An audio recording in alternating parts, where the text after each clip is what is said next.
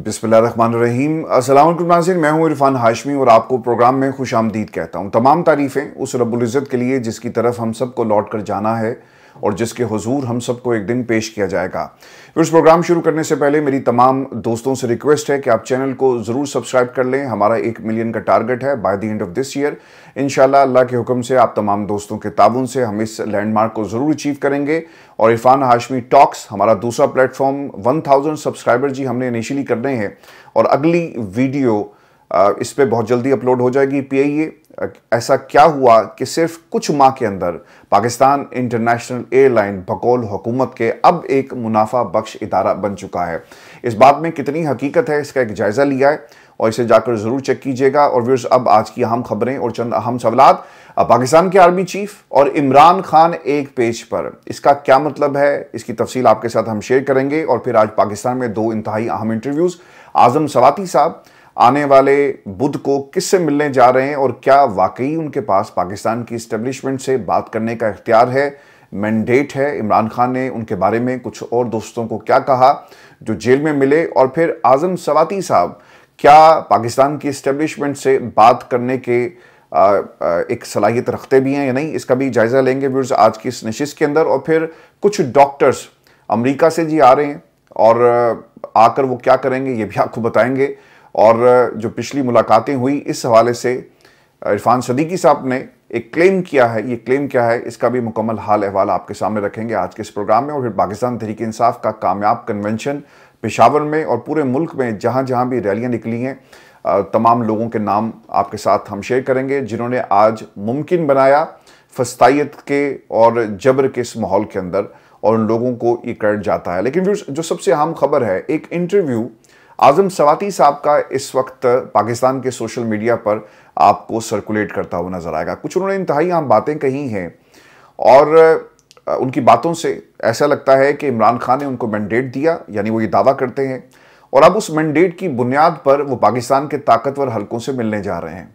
और उन्होंने अपनी इस गुफ्तगू के अंदर जो आरिफ अलवी साहब हैं उन्हें भी शामिल किया। अब आज़म सवाती साहब क्या कह रहे हैं और उनका क्या क्लेम है और इसमें कितनी हकीकत है और असल हकाइक क्या है, जेल में क्या हुआ, ये मैं आपको आगे चलकर बताऊंगा। लेकिन उससे पहले आज़म सवाती साहब की गुफ्तगू जो उन्होंने इस इंटरव्यू में कही। आज़म सवाती साहब ये कहते हैं कि अमेरिका में जो दोस्त पाकिस्तानी हैं वो बहुत बड़ा काम करते हैं, मेरा इनसे राब्ता है, मेरी मुलाकात किसी से हो जाएगी फिर कह सकूंगा कि मैं कहां तक जा सकूंगा। मेरी मीटिंग इस्लामाबाद में होगी, पहली मीटिंग इब्तदाई होगी और हो सकता है कि 2 से 4 दिन पहले या 2 से 4 दिन बाद में हो। चंद लोगों के हवाले से मेरी इमरान खान से कोई बात नहीं हुई। पाकिस्तान तहरीक इंसाफ में जितने लोग हैं उनकी मैं इज्जत करता हूं। इमरान खान ने कहा कि आज़म तुम्हें इजाज़त है कि बात करो, तुम मेरे वफादार साथी हो, तुमने जितनी तकलीफ उठाई है मैं इसकी ऑनर करता हूं। बानी ने कहा कि बात करो, डील नहीं करूंगा, ना ही डील मेरा काम है। अली मीन से कहता हूं कि बातचीत का अमल दोबारा शुरू करें। मैंने अपना इमरान खान को कहा था कि मैं आरिफ अलवी और कुछ और लोगों को मिलाकर इस अमल को शुरू करूंगा और डॉक्टर अलवी को मैसेज किया कि अगले बुध को मैं किसी से मिल रहा हूं। चाहता हूं कि अलवी और कुछ और दोस्त भी इसमें शामिल हों। मेरी नीयत ज़ात के लिए नहीं बल्कि पाकिस्तान की 25 करोड़ आवाम के लिए है और पाकिस्तान के लिए है। इस बुध को मेरी मुलाकात होती है तो आगे का लाएमल मैं आपको आइंदा दे सकूंगा। खुदा गवाह है कि मुझे नहीं पता कि जेल का दरवाज़ा किस तरह खुला। अच्छा, इसकी तरफ भी मैं बाद में आता हूँ, लेकिन पहले हम बात करते हैं कि आरिफ अलवी साहब को उन्होंने शामिल कर लिया और फिर अमेरिका में कुछ डॉक्टर्स के ऊपर वो इस वक्त जो है उनकी सपोर्ट हासिल करने के लिए कोशिशें कर रहे हैं। व्यूअर्स, एक बात आपने याद रखनी है, आज़म सवाती साहब के लिए जेल के दरवाजे खुले और ये जेल के दरवाजे खुलवाने में अली अमीन गंडापुर का हाथ था। माजी में भी अली अमीन गंडापुर ने ही पैगाम भेजा जिसका उन्होंने बाद में उसको तस्लीम किया कि मैंने आज़म सवाती को जेल में पैगाम इमरान खान तक पहुंचाने के लिए कहा कि जाओ जाकर ये जो धरना और एहतजाज है इसको कॉल ऑफ अगर कोई कर सकता है तो इमरान खान की ज़ात है। फिर आज़म सवाती साहब के लिए ये जो जेल का दरवाज़ा खुला, इसमें भी वही लोग शामिल हैं जिन्होंने इससे पहले इमरान खान से आज़म सवाती की मुलाकात करवाई और पैगाम देकर भेजा। तो आज़म सवाती साहब जेल में गए और वो लोग जो अली अमीन गंडापुर के कैंप से हैं उन्हीं लोगों ने इस मुलाकात को यकीनी बनाया। अब अंदर क्या हुआ ये भी मैं आपको बता देता हूँ। आज़म सवाती साहब ने, खान साहब जो वहाँ पर लोग बैठे हुए थे, बार बार आज़म सवाती साहब जोर देते रहे, 15 से 20 दफ़ा आज़म सवाती ने कहा कि खान साहब अगर आप इजाज़त दें तो हम पाकिस्तान की इस्टेब्लिशमेंट से अपने मुज़ाकरात दोबारा शुरू करते हैं। तो खान साहब मुस्कुराते और बार बार ये कहते कि आज़म, माजी में भी तो हमने मुज़ाकरात किए, क्या मिला हमें? मुज़ाकरात करने में कोई बुराई नहीं है, लेकिन दूसरी तरफ से कोई जवाब नहीं आता। और जवाब कैसे आएगा? जो लोग मुज़ाकरात करते हैं, आज आपने ईसा नकवी साहब की एक ट्वीट पढ़ी होगी और मैंने उनसे उसके बाद बात भी की, तो वो ये बताते हैं कि कुछ लोग जब खान साहब से मिलने गए और मुज़ाकरात के हवाले से बात हुई और अली मीन गंडापुर का नाम आया, तो खान साहब ने ये कहा कि जब भी अली मीन गंडापुर मुज़ाकरात की बात करता है तो मेरे ऊपर जो सख्तियां हैं वो जेल में बढ़ा दी जाती हैं। तो खान साहब उस वक्त भी मुस्कुराकर आज़म सवाती को यही कहते रहे कि यार ये कुछ नहीं करेंगे, ये सिर्फ वक्त ज़ाया कर रहे हैं। अगर ये संजीदा हो तो मुज़ाकरात करने में कोई हर्ज नहीं है। तो जब 15 से 20 दफ़ा आज़म सवाती साहब बाज नहीं आए तो खान साहब ने कहा कि अच्छा जाओ यार, जाकर बात करो, अगर वो तुम्हारी बात मान लें तो हमें कोई इसमें इतराज़ नहीं है। व्यूअर्स, एक बात याद रखिएगा कि इलेक्शन से पहले भी इमरान खान कहते रहे कि हम पाकिस्तान की इस्टेब्लिशमेंट से बात करना चाहते हैं। इलेक्शन के बाद भी कमेटियां बना दी गई और अगर आपको याद हो, बुशरा बीबी 26 नवंबर से पहले उन्होंने एक वीडियो पैगाम जारी किया। उस पैगाम के अंदर भी पाकिस्तान के ताकतवर हलकों और आर्मी चीफ को डायरेक्ट ये पैगाम दिया कि जो ये तासुर दिया जाता है कि इमरान खान बाहर आकर ताकतवर हो जाएगा, तो ये तासुर गलत है। वो आकर किसी से बदला नहीं लेगा, चूंकि ताकतवर, जब आप ताकत में होते हैं तो अल्लाह का हुक्म है कि आप लोगों को माफ़ करें, दरगुजर करें और हम किसी से इंतकाम नहीं लेंगे। तो ये उनका बयान था। तो खान साहब ने कभी भी ये दरवाजे बंद नहीं किए। अब प्रॉब्लम यहाँ पर ये है कि जो लोग मुज़ाकरात करते हैं वो इमरान खान का पैगाम पाकिस्तान के ताकतवर हलकों तक पहुँचा नहीं पाते या बोल नहीं पाते या उनको वो ढंग नहीं आता, तो ये मुज़ाकरात कभी भी आगे नहीं बढ़ सके जब भी ये मुज़ाकरात इमरान खान के अलावा किसी और शख्सियत के ज़रिए हुए। अब मैं भी इस मामले में ना बड़ा क्लियर हूँ कि अगर पाकिस्तान की इस्टेब्लिशमेंट वाकई इमरान खान से मुज़ाकरात करना चाहती है और जिस तरह से डॉक्टर्स की टीम पाकिस्तान में ISI और बाकी लोगों से मिली, तो यकीनन आपको ज़रूरत महसूस हुई कि हमें लोगों को एंगेज करना है। और अगर आप वाकई संजीदा हैं तो आपको फिर डॉक्टर्स की ज़रूरत नहीं है, आपको आज़म सवाती की ज़रूरत नहीं है, आपको अली मीन गंडापुर की ज़रूरत नहीं है, आपको किसी की ज़रूरत नहीं है। अडयाला जेल का दरवाज़ा जो आपकी मर्जी से खुलता और बंद होता है या इसे हमेशा के लिए आपने बंद रखना है, तो ये भी आपके हाथ में है। आप जाएँ, कैदी नंबर 804 की बैरक कहाँ है, उससे डायरेक्ट मुज़ाकरात करें। अब ये जितना आपके सामने मंजरनामा है ना, ये सिर्फ तमाशा है और इसके अलावा कुछ नहीं है। पाकिस्तान में धड़ों को एंगेज किया जा रहा है। पाकिस्तान तहरीक इंसाफ कहीं एहतजाज की कॉल ना दे और सड़कों पर आ गई तो हुकूमत के लिए मसला होगा। इसको रोकने के लिए ये सारा मंजर इस वक्त आप देख रहे हैं। अब ये पाकिस्तान की इस्टेब्लिशमेंट कौन सा खेल खेल रही है मैं आपको आगे चलकर बताता हूं, लेकिन उससे पहले आज़म सवाती साहब की पूरी गुफ्तगू सुन लेते हैं कि वो क्या कहते हैं। आज़म सवाती साहब ने यह भी कहा कि मेरा मकसद अपने लीडर से मिलना था। सुबह 7 बजे दरवाज़ा खुलने की वजाहत कर दी। मेरी पार्टी के लोगों ने किसी से बात की थी, मैं सोया हुआ था, उठाकर भेजा गया। यकीन है कि तब्दीली का अमल शुरू होगा और बानी अपने मुल्क और लोगों के लिए मुज़ाकरात के लिए खड़ा हुआ है। यकीन है कि उससे काफ़ी फ़र्क होगा। मेरा ख्याल है कि कुछ दोस्त ममालिक भी आएंगे।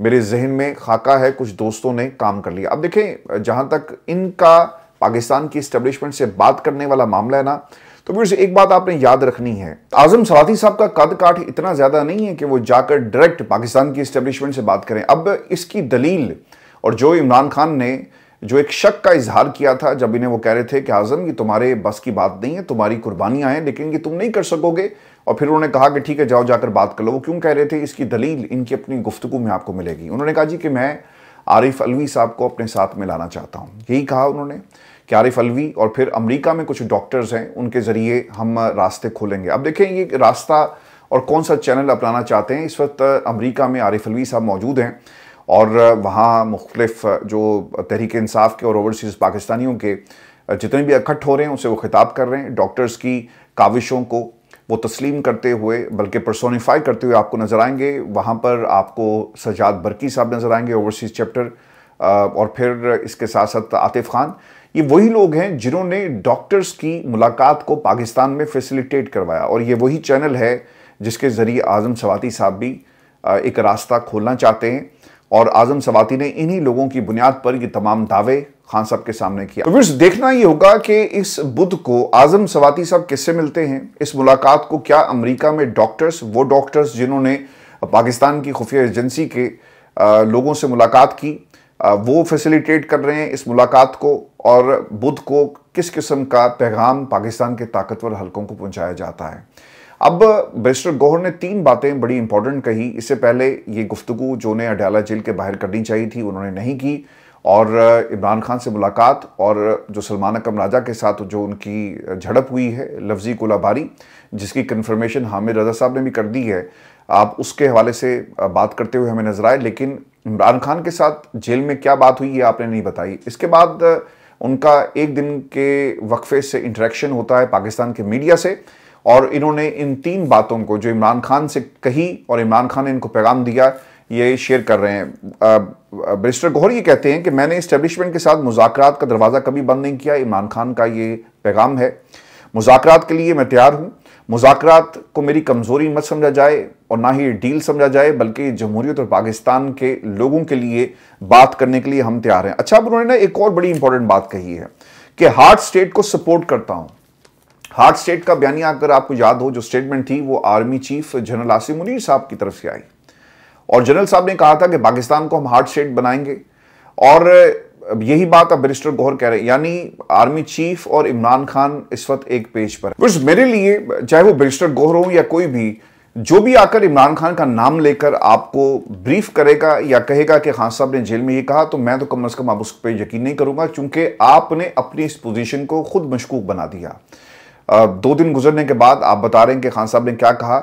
आपको फिर ये भी बात याद रखनी चाहिए कि अभी तक इमरान खान का जो सबसे बड़ा प्रिंसिपल स्टैंड था ड्रोन हमलों के हवाले से, उसके ऊपर भी किसी किस्म का रिएक्शन नहीं आया। इमरान खान को बताया ही नहीं गया होगा कि जनाब बाहर ड्रोन हमले हो रहे हैं, और एक ड्रोन हमला मर्दान में, यानी ये कोई बॉर्डर इलाका नहीं है, पाकिस्तान के अंदर ड्रोन हमला हुआ और इस हमले के अंदर बेगुनाह मारे गए, और उसके ऊपर इंक्वायरी होनी चाहिए। लेकिन वहाँ भी हमने सियासत होते हुए देखी। आपके अपने MP जाकर गारंटीज देकर आए, लोगों ने शाहराहों को बंद कर दिया जिसमें बच्चे भी शहीद हुए, उसके ऊपर इंक्वायरी नहीं हुई, और इमरान खान को यकीनन ये बताया नहीं गया होगा। तो हम ये कैसे मान लें कि एक शख्सियत जिसने प्रिंसिपल स्टैंड अपनी पूरी ज़िंदगी लिया ड्रोन हमलों के हवाले से, वो बयान सामने नहीं आता और कोई रिएक्शन भी नहीं है। तो अगर कोई ये कहे कि इमरान खान कह रहे हैं कि जनाब मैं हार्ड स्टेट के इस नज़रिए को तस्लीम करता हूँ और बैरिस्टर गौहर 2 दिन के बाद बताएं, तो कम से कम मैं उस वक्त तक इस पर यकीन नहीं करूँगा जब तक ये तमाम बातें अलीमा खान या किसी और के ज़रिए से, जिसके ऊपर पाकिस्तान की आवाम बिलीव करती है, ये बातें कंफर्म नहीं कर ली जाती। फिर उन्होंने एक और बात भी कही कि अमेरिका में जो कानून साजी हो रही है इससे हमारा कोई ताल्लुक नहीं। लेकिन फिर ये सिर्फ बैरिस्टर गौहर की बात नहीं है। अब पाकिस्तान तहरीक इंसाफ की जितनी भी क़यादत इस वक्त पाकिस्तान में बैठी है, वो अपने आप को डेमोक्रेसी एक्ट के साथ एसोसिएट नहीं करती। लेकिन अमेरिका में एक डिफरेंट पिक्चर है। आप ओवरसीज कम्युनिटी का हिस्सा हैं, आप पाकिस्तान तहरीक इंसाफ के भी ओहदेदार हैं, तो आप अपने आप को अगर चाहें भी तो दूर नहीं कर सकते। तहरीक इंसाफ के लोग ही आपको वहाँ पर भी नजर आएंगे। बाज़ लोगों ने कहा जी कि ये डॉक्टर से मुलाकातें हुई और इसमें पाकिस्तान तहरीक इंसाफ का कोई हाथ नहीं। बिल्कुल नहीं होगा जी। लोगों ने ऑन रिकॉर्ड आकर कहा कि तहरीक इंसाफ ने किसी किस्म की मुलाकात नहीं की कि वो जाकर करते। लेकिन जहाँ तक डेमोक्रेसी एक्ट का ताल्लुक है, तो तहरीक इंसाफ की सपोर्ट आपको अमेरिका में भी नजर आएगी। मैं भी आपको एक खबर ये भी दे दूँ, कहा यह जा रहा है कि कुछ दिनों में एक और वफ्द पाकिस्तान आ रहा है जी, डॉक्टर्स का। और अमेरिका में जो लोग पहले मिलकर आए, इसके अलावा कुछ डॉक्टर्स हैं, और ये वही लोग हैं यानी जिन्होंने पहले मुलाकातें करवाई, और बिजनेस टाइकून जो इसमें और जो पूरी बिजनेस कम्युनिटी शामिल थी, अब किसी और के ज़रिए कुछ डॉक्टर्स को पाकिस्तान भेजा जाएगा। ये भी खबर आ रही है। अब देखना ये होगा कि इसमें कितनी सदाकत है, ये सिलसिला क्यों शुरू हुआ, वजह क्या है, डेमोक्रेसी एक्ट को दबाने के लिए या फिर तकसीम के लिए डॉक्टर्स जाएंगे। मैं इसको तकसीम इसलिए कह रहा हूँ क्योंकि जब डॉक्टर्स पाकिस्तान गए, आपने उसका एक रिएक्शन देख लिया। लोगों ने क्या किया, लोगों ने इस मुलाकात को कबूल नहीं किया, और ना ही डॉक्टर्स जो अमेरिका में बैठकर डेमोक्रेसी एक्ट के हवाले से काम कर रहे थे, अब उनके ऊपर भी उंगलियां उठाई जा रही हैं। व्यूअर्स, पाकिस्तान के अंदर जहां आज हमने पूरे मुल्क के अंदर रैलियां देखी, कुछ चीज़ें अडयाला जेल के हवाले से भी मैं आपके साथ शेयर करता चलूं, और अडयाला जेल में क्या डेवलपमेंट्स हुई। उमर अयूब साहब की जी इंटरेक्शन हुई मीडिया से, और उमर अयूब उन लोगों में से हैं, न्याजुल्लाह न्याजी के हमरा, वो आज अडयाला जेल गए। एक नाके पर 6 लोगों को रोक लिया गया, लेकिन उमर अयूब और न्याजुल्लाह न्याजी साहब को छोड़ दिया गया। लेकिन साजिश क्या थी, वहाँ पर जो लोग खड़े थे उन्होंने कहा जी कि पहले सारे लोग इकट्ठे हो जाएं, उसके बाद हम आपको अंदर जाने की इजाज़त देंगे। अब इकट्ठे कैसे होते, जो पहला नाका है वहाँ पर हामिद रजा साहब को, अलामा राजा नासिर अब्बास को, और इसके साथ मलिक अहमद को रोक लिया गया। और उसके बाद वहाँ पर अडयाला जेल के बाहर जो लोग खड़े थे इंतज़ामिया के, उन्होंने कहा जी कि पहले लोग इकट्ठे हो जाएं तो फिर हम आपको अंदर जाने देंगे। अब मसला ये है कि जिन लोगों ने रोका, प्लानिंग का हिस्सा था ना कि 2 लोग चले जाएंगे, इनको हम कहेंगे कि बाकियों को आने दो, और ना वो वापस आएंगे और ना ये अंदर जा सकेंगे, तो हम आज का दिन ज़ाया कर देंगे और इमरान खान की मुलाकात अगले हफ्ते जो है वो देखी जाएगी। अब उमर अयूब साहब क्या कहते हैं? उमर अयूब साहब ये कहते हैं कि पीटीआई रहनुमा इमरान खान से मिलने के लिए अडयाला जेल गए। जेल के अंदर से कहा गया कि सबको इकट्ठा होने दें, फिर इजाज़त देंगे। पुलिस अफसरान ने हमारे साथियों को रोका, आगे जाने नहीं दिया। असिस्टेंट सुपरिटेंडेंट और हेड मुहर्रर ने अदालती अहकाम वसूल करने से इनकार कर दिया। वो बार बार कह रहे थे कि आप ये अदालत का हुक्म लें और हमें अंदर जाने दें, लेकिन उन्होंने कहा जी कि मैं इसे वसूल नहीं कर सकता। इमरान खान की बहनों को यहाँ जदोकोब किया गया। हामिद रजा, शफकत ऐवान, तैयबा राजा और आलिया हमजा को यहाँ से गिरफ्तार किया गया। पुलिस एहलकार खुद को रियासत से बड़ा समझते हैं। पार्टी में इख्तलाफात हमारा अंदरूनी मामला है। नून लीग और पीपल्स पार्टी का इससे क्या लेना देना। हमारा मकसद एक है कि इमरान खान, उनकी अहलिया समेत गिरफ्तार लीडर्स की रिहाई हो। और फिर मिनरल कॉन्फ्रेंस के वक्त अडयाला में गिरफ्तारियां हो रही थी। मैंने जीआईटी में आईजी को कहा कि तुम बैठ नहीं सकते, मैंने तुम्हारी पेटी उतारने के लिए दरखास्त दे रखी है। ये उन्होंने खैर उमर अयूब साहब की बात थी। लेकिन व्यूअर्स, असल में वहां पे हुआ क्या है? बताया जाता है कि उमर अयूब साहब जो मुकालमा हुआ तो वो बार बार कहते कि यार तुम्हारे एसपी का नाम क्या है? तो उस पर उसने कहा जी कि पता नहीं। तो हामिद रजा साहब वहाँ पे खड़े थे, तो हामिद रजा साहब ने कहा कि क्या अभी तुम लोगों ने अपने एसपी का नाम रखना है? तो फिर लोग उसके ऊपर हंसना शुरू हो गए। तो अडयाला जेल के बाहर जी अब इसी किस्म के मनाजिर हैं, इसी किस्म के का काम किया जाएगा और लोगों को इसी तरह रोका जाएगा। वजह क्या है कि अगर इमरान खान से मुलाकात होती है तो ऑब्वियसली खान साहब का एक पैगाम आएगा। इमरान खान के उस पैगाम को अक्रॉस द बोर्ड आपको मानना पड़ेगा। अब एक कन्फ्यूजन क्या है? मुलाकातें नहीं हो रही।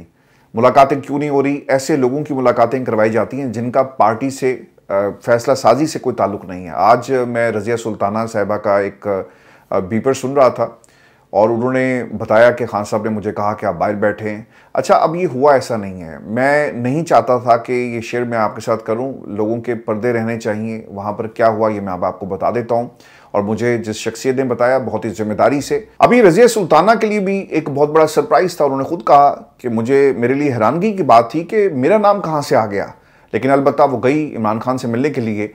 अच्छा, अब ये कर क्यों रहे हैं? वो इसलिए कर रहे हैं कि कल को जब ये अदालत में मामला जाएगा, अगर कभी गया, तो ये लोग वहाँ पर सुपरिटेंडेंट अडयाला जेल जाकर कहेगा कि ये सब झूठ बोलते हैं। हमने तो पार्टी के वर्कर तक को दरखास्त आई, हमने कहा कि मिलना है, उन्होंने कहा जी मिलना है, तो हमने उसको नहीं रोका, तो हम अलीमा खान को क्यों रोकेंगे? तो ये एक प्लानिंग के तहत सब कुछ जी किया जा रहा है।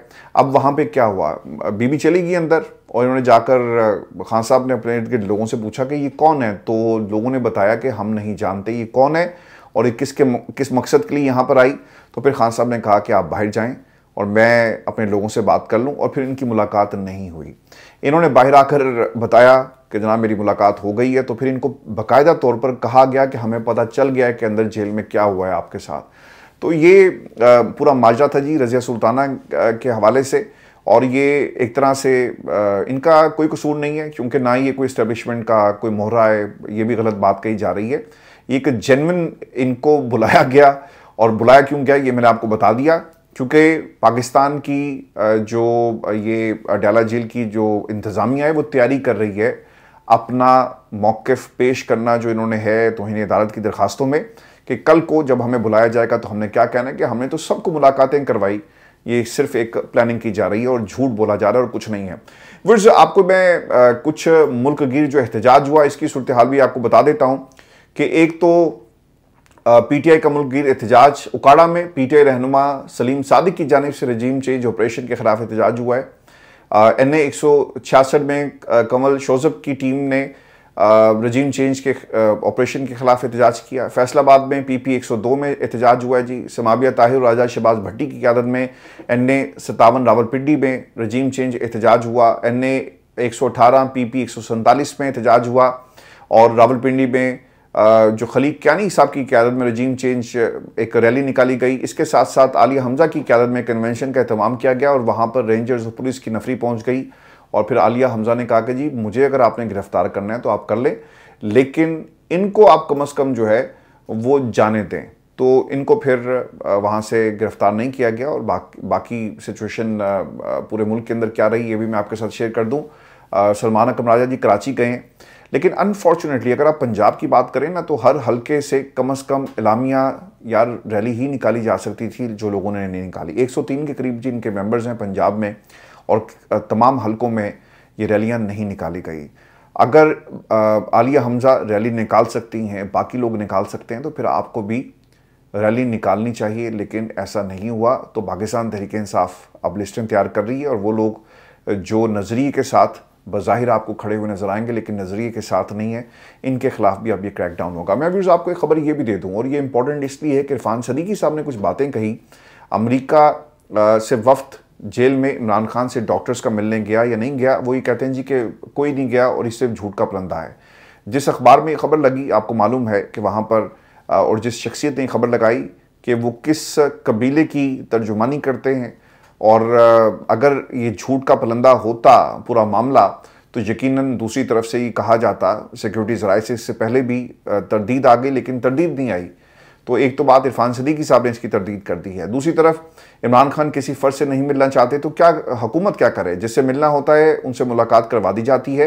तारीख गवाह है कि इमरान खान से जितनी मुलाकातें हो रही हैं, इतनी आज तक किसी से नहीं हुई। PTI का ना तो कोई नज़रिया है और ना ही कोई असूल है, और सिर्फ मुलाकात कैसे होगी, जेल तरीक़ाकार के मुताबिक मुलाकातियों की फहरिस्त बानी को भेजी जाती है, वो फैसला करते हैं कि वो किससे मुलाकात करेंगे।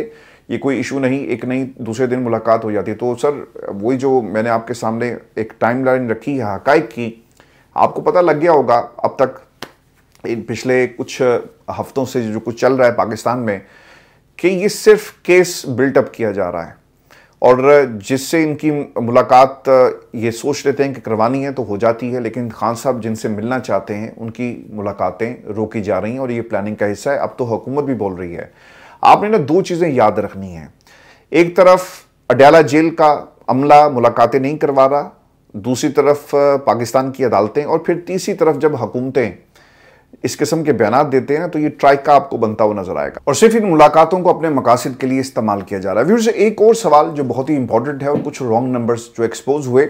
असद उमर साहब के इंटरव्यूज़ आपको कुछ जो आपके डिजिटल प्लेटफॉर्म्स हैं वहाँ पर नज़र आएंगे, या फिर काशिफ अब्बासी साहब ने उनका एक इंटरव्यू किया जब वो ऑफ एयर नहीं हुए थे। अब एक बयान असद उमर का, उस बयान को आप ज़रा सुने और आपको पता लगेगा कि असद उमर पार्टी में रहकर क्या कर रहे थे। असद उमर ये कहते हैं कि एक दिन इमरान खान ने उन्हें बताया कि पंजाब के लिए ज़बरदस्त वज़ीर आला मिल गया है। मैंने पूछा जी कौन है, तो बताया उस्मान बुज़दार।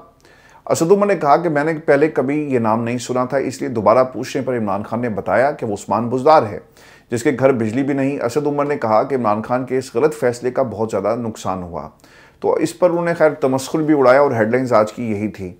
अच्छा, अब ये जो असद उमर जो बात कर रहे हैं ना, पाकिस्तान की इस्टेब्लिशमेंट भी यही बात करती है कि हम कहते थे कि उस्मान बुज़दार को हटाओ, उस्मान बुज़दार सही नहीं है। तो ये जनरल बाजवा से लेकर आज भी ये बात आपको मौजूदा क़यादत की तरफ से भी पता चली। जो डॉक्टर्स मिले उसमें भी सवाल उठाया गया। तो उस्मान बुज़दार को जो वजारत मिली थी उसमें आप देख लें कि पूरी हिस्ट्री है, किस तरह से अलीम खान उनके खिलाफ, जहांगीर तरीन उनके खिलाफ, फवाद चौधरी साहब भी खिलाफ, और बहुत सारे लोग जो उनके खिलाफ थे। तो उस्मान बुज़दार का फैसला गलत था या सही था, वो वसीम अकरम प्लस थे या नहीं थे, ये अलग मामला है, लेकिन अपने लीडर का तमस्खुर उड़ाना, हंसना, मेरा ख्याल है कि ये एक रॉन्ग नंबर की एक बहुत बड़ी पहचान है।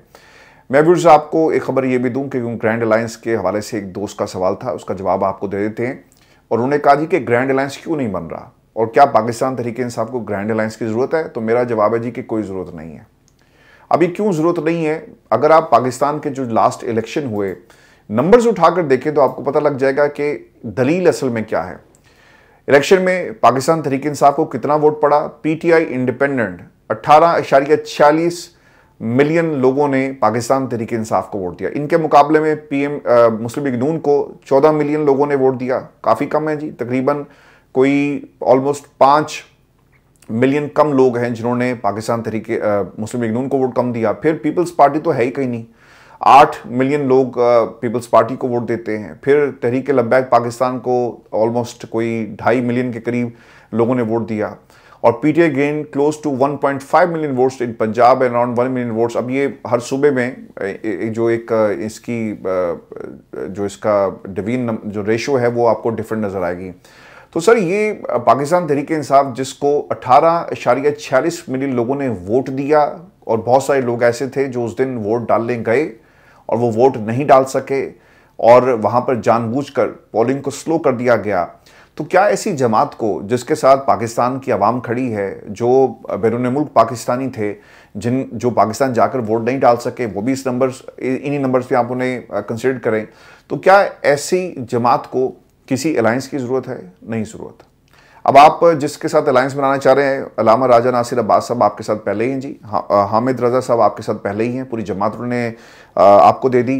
इसके बाद अचकजई साहब ऑलरेडी आपके साथ हैं, अख्तर मेंगल भी आपके साथ हैं और जीडीए वाले भी आपके साथ हैं। आपको किसका इंतजार है? ग्रैंड अलायंस बनाओ, ऐलान करो, और अगर तुमने बनाना है, नहीं बनाना तो पाकिस्तान तहरीक इंसाफ को किसी की ज़रूरत नहीं है। पाकिस्तान तहरीक इंसाफ इन नंबर्स को आप देखें तो अकेली काफ़ी है। ये फजल रहमान साहब के कुछ पार्टी में चाहने वाले हैं और गलत ब्रीफिंग खान साहब को जाकर दी जाती है, और ऑब्वियसली जो हकायक इमरान खान के सामने रखे जाएंगे, जब जाली अखबार इमरान खान को दिया जाएगा तो फिर फैसले कैसे होंगे? तो ग्रैंड अलायंस की मेरे नज़दीक जिन भाई ने सवाल किया था, कोई ज़रूरत नहीं है। पाकिस्तान तहरीक इंसाफ अकेली काफ़ी है जी। ये सिर्फ बेड़ियाँ हैं, रुकावटें हैं। अगर आप पार्लिमानी सियासत को भी देखें तो कितनी सीट्स हैं इनकी? फजल रहमान गालबन 7-8 सीट्स के ऊपर खड़े हैं और तहरीक इंसाफ को कोई ज़रूरत नहीं है किसी से अलायंस बनाए, वो अकेले ही काफ़ी हैं। सिर्फ आपको क़यादत की ज़रूरत है। अगर बैरिस्टर गोहर या बाकी लोग जो इतना रौब और दबदबा और इतने गुस्से में कि उनके हर जुमले से आपको गरूर नज़र आ रहा था कि इमरान खान के बाद मेरा फैसला जो माना जाएगा, सर ये पार्टी आपकी नहीं है, ये पाकिस्तान की आवाम की पार्टी है, और ये जो नंबर्स हैं ये पाकिस्तान की आवाम ने आपको दिया। अपना ख्याल रखिएगा। अगली वीडियो में आपसे जल्द मुलाकात होगी। इजाज़त दीजिए। अल्लाह ने के बाद।